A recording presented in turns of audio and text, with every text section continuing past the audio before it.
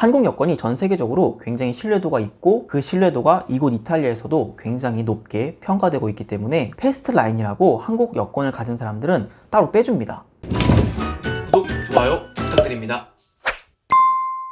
네, 여러분 안녕하세요. 로마 사는 한국 남자 레만입니다. 제가 이탈리아에 거주하고 있다 보니까 최근 이메일이나 DM 같은 메시지로 저한테 이탈리아 여행에 관련된 질문들을 많이 해주고 계신데요. 코로나 관련된 것부터 시작해서 PCR 검사는 몇 번 해야 되며 자가격리는 어떻게 해야 되며 호텔, 렌트카, 식당, 한국인 차별 정말 다양한 질문들을 많이 해주시고 계신데 제가 이분들한테 단 한 분에게도 답을 드리질 못했습니다. 그게 왜 그러냐면 코로나 시국이라는 것도 지금 상황에 따라서 변동이 되고 있고 또 여행도 사람마다 그게 다 다르기 때문에 제가 어떻다 라고 말씀드렸다가 그분이 다른 일을 경험하시면 굉장히 난처해질 수 있기 때문에 그런 답은 못 드리고 있지만 한국 분들이 이탈리아 여행 오셔서 문화적으로 놀랄 법한 그런 것들은 제가 전체적인 틀을 잡아가지고 영상으로 소개해 드릴 수 있을 것 같아서 오늘의 주제는 한국 분들이 이탈리아 로마 공항에 오시면은 놀랄 법한 그런 내용으로 이야기를 시작해 보려고 하고요. 계속해서 시리즈별로 이 질문해 주신 것들에 대해서 제가 제 나름 열심히 소개해 드리는 영상을 오늘부터 찍어 보려고 하는데 오늘의 주제는 많은 한국 분들이 이탈리아에 오시자마자 가장 먼저 경험하는 이탈리아 로마 국제공항입니다. 물론 밀라노 국제공항도 있지만 여기가 수도니까 로마 국제공항을 기준으로 말씀을 드리자면 먼저 첫 번째는 많은 분들이 비행기에서 내리시자마자 이탈리아 로마 공항으로 들어오시죠. 그러면 100의 99분은 핸드폰을 켭니다. 핸드폰을 켜고 인터넷을 틀죠. 로밍해 오신 분들은 인터넷을 트실 테고 아닌 분들은 와이파이를 샀는데 로마 국제공항에 이렇게 서비스로 제공해주는 무료 와이파이가 분명히 있는데 한국이 워낙 전 세계적으로 인터넷 속도가 빠르다 보니까 많은 분들이 로마 공항에 오셔서 한국만큼 인터넷이 잘 안 되는 것에 대해서 굉장히 많이 놀라세요. 왜냐면 한국은 바로 그냥 무료 와이파이를 제공해 주는데 여기는 막 이메일 적으라 그러고 아이디 만들라 그러고 막 휴대폰 번호 적어가지고 문자 메시지 인증번호 굉장히 처음 오신 분들한테는 좀 어려운 그런 인터넷 환경을 가지고 있어서 굉장히 많이 놀라시더라고요. 그래서 저 개인적으로 한국에서 오시는 분들한테 여행자 보험 다음으로 꼭 해오시라고 말씀드리는 것 중 하나가 로밍이에요. 자유여행을 왔든 가족끼리 왔든 신혼여행을 왔든 뭐가 됐든 간에 로밍은 꼭 해오시기를 추천을 드립니다.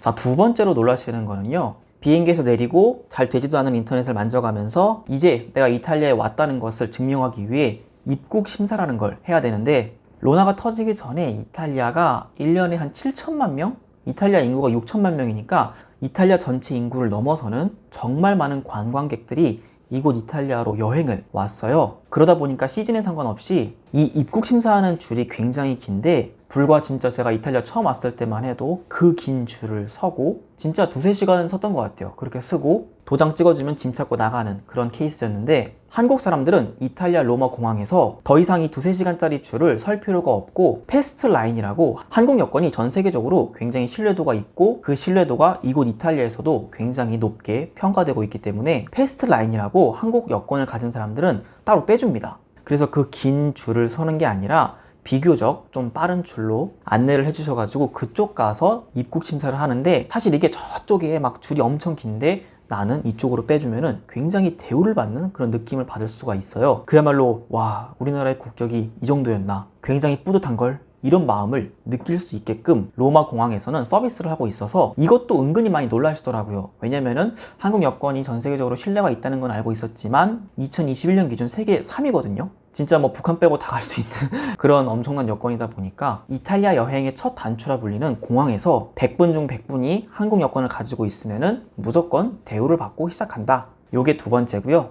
자, 세 번째는 조금 문화 충격일 수 있는데 한국하고 이탈리아하고 이 서비스가 특히 공항에서 서비스가 많이 다릅니다. 대표적으로 입국 심사하러 갔는데 줄을 스킵한 것까진 좋아. 근데 그곳에서 도장을 찍어주시는 분이 우리나라 말로 굉장히 좀 틱틱댑니다. 무슨 말이냐면 제 차례가 와가지고 여권을 이렇게 드리죠. 그러면 그 여권에 이분이 막 페이지를 찾아가면서 저 같은 경우 여행을 많이 해서 이게 많은데 막 페이지를 빈칸을 찾아가면서 도장을 꽝 찍고 덮고 바로 줘야 되는데 막 옆 사람하고 떠들어요.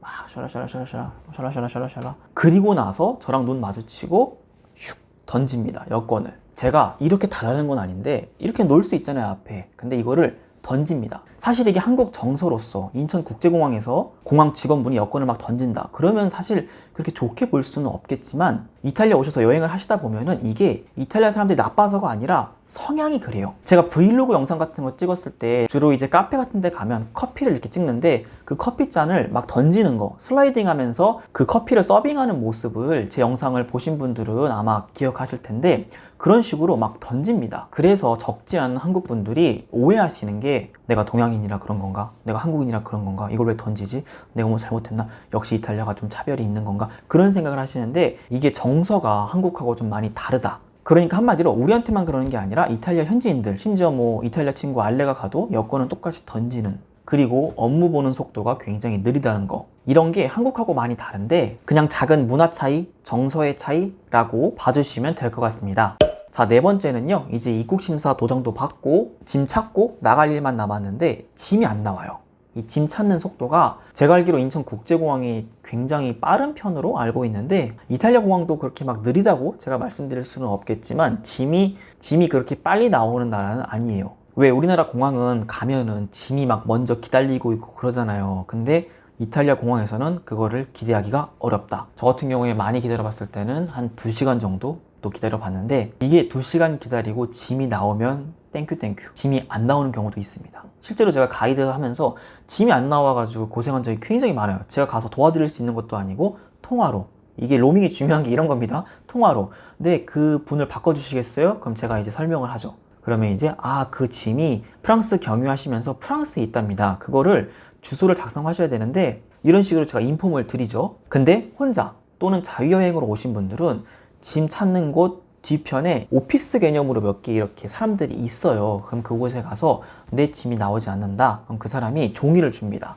사실 여기서도 서비스가 좀 많이 부족한데 다들 영어를 조금씩은 하실 줄 아시지만 막 유창하게 못합니다. 우리나라 왜 콩글리시라 그러잖아요. 근데 이탈리아는 이탈리쉬라고 이탈리아 발음으로 영어를 하기 때문에 그러다 보니까 영어를 잘해도 소통이 안 될 때가 있어요. 참 서비스가 많이 아쉽죠. 아무튼 구글, 팝하고 통역기를 총동원해서 이야기를 해야 돼요. 짐이 안 왔을 때는. 내 짐이 안 왔는데 어떻게 해야 되냐? 그러면 그 사람이 종이를 주는데 가방의 크기 1, 2, 3, 4 작은 거, 좀 큰 거, 중간, 완전 큰 거 뭐 이런 식으로 그걸 체크하는 게 있어요. 짐 색깔은 뭐고 크기는 얼만큼이고 또 어디서 잃어버렸으며 너 패스포트 번호 적어라, 비행기 편명 적어라, 그런 식으로 쭉 적고 그거를 제출하면은 그분이 확인을 해봅니다. 그리고 그 자리에서 이야기를 해줘요. 이거 프랑스에 있어. 아니면 이탈리아에 왔는데 조금만 더 기다려봐. 뭐 이런 식으로 이야기를 해주는데 만약에 프랑스에 있다 그러면은 제가 이탈리아에서 머물 숙소를 적으라고 합니다. 예를 들면 로마에 있는 레반 집에 머문다. 그러면은 로마 국제공항에서 직원분들을 통해서 저희 집까지 보내주죠. 제가 한 번은 러시아 경유를 했는데 그 짐이 안 와가지고 저는 일단 집에 왔어요. 그 신고를 하고 집에 왔는데 그날 저녁 저 도착하고 나서 한 1시간 반 후 직원 두 분이 제 짐을 저희 집까지 진짜로 가져와가지고 제가 사인하고 고맙다고 하고 이제 그분들은 가셨는데 아무튼 짐 관련돼서 적지 않은 어려움이 있다. 대표적으로 견물생심이라고 짐 안에 좀 이렇게 고가품이라든지 아니면 실제로 이거를 들고 오시는 분들도 계세요. 근데 웬만하면 이거는 여기에 웬만하면 아니라 무조건 내가 챙기는 게 가장 중요합니다. 자, 마지막 5번째는요. 이탈리아에 오시면은 공항 이름에 대해서 물어보시는 분들이 꽤 계신데요. 제가 그 얘기를 합니다. 이탈리아 로마 국제공항의 이름은 이탈리아의 위인이라 불리는 레오나르도 다빈치다. 그러면은 생각보다 많은 분들이 적지 않은 문화 충격을 받는 거죠. 제가 여기서 이제 한 번 더 이탈리아를 알리기 위해서 한국으로 따지면은 인천국제공항 이름이 이순신 공항이다. 세종대왕 공항이다. 이렇게 하면 전 세계 사람들한테 마케팅 효과가 있지 않겠냐. 실제로 유럽의 대다수 공항들은 이름을 그 나라의 위인들로 많이 합니다. 폴란드는 쇼팽 국제공항, 또 오스트리아는 모차르트. 후손들이 그 나라의 위인들을 기리기도 하고 또 자랑하기도 하고 그런 거죠. 그 중에서도 이탈리아가 굉장히 좀 파격적으로 이런 위인들을 잘 모시는 나라로 알려져 있는데 모신다기보다는 이제 선전을 하는 거죠. 대표적으로 피사의 사탑이 있는 피사 공항의 이름은 갈릴리오 갈릴레이, 그 자유낙하 법칙 실험하신 분, 또 제노바 태생, 최근 그 루카 디즈니에서 나온 그걸로 유명해진 제노바, 그곳의 공항 이름은 크리스토포로 콜롬보, 그 미국 대륙을 발견했다는 이탈리아 탐험가시죠. 실제로 제노바 공항이랑 항구가 굉장히 유명합니다. 되게 아름답대요. 그리고 또 르네상스가 시작된 피렌체, 영어로는 플로렌스, 이 피렌체 공항의 이름은 아메리고 베스푸치라고 이분의 이름도 아메리고인데 이분이 아메리카 대륙을 이제 콜럼버 다음으로 발견했다. 뭐 이런 이야기가 많이 있어가지고 지금의 캐나다, 미국, 또 남미의 브라질, 아르헨티나 이런 아메리카 대륙을 아메리고라는 이 사람의 이름을 따가지고 만든 거예요. 그러니 이탈리아 입장에서는 자랑할 만하죠. 또 물의 도시 베네치아 같은 경우에는 마르코 폴로, 이분도 이제 탐험가시자 또 무역으로도 굉장히 이름을 날린 분인데 한국 분들이 이탈리아로 오시면은 이런 부분에 있어서도 굉장히 많이 놀라는 편인 것 같아서 조금 애매할 수는 있는데 제가 5번째로 넣어봤습니다.